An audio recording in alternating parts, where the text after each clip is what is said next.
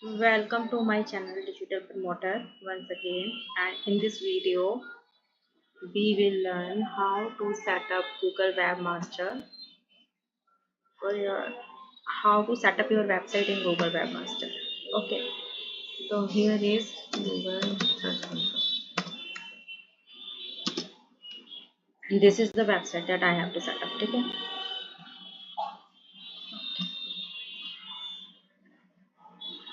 here is my Google Search Console. Okay?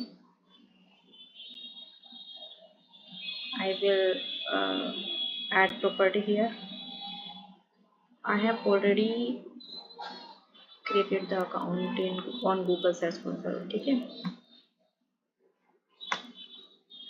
go to add property, add a website.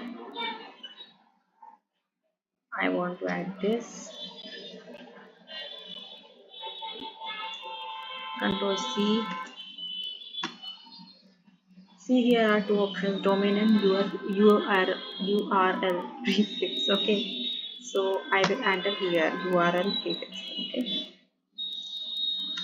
I will paste here the URL. Okay, then continue.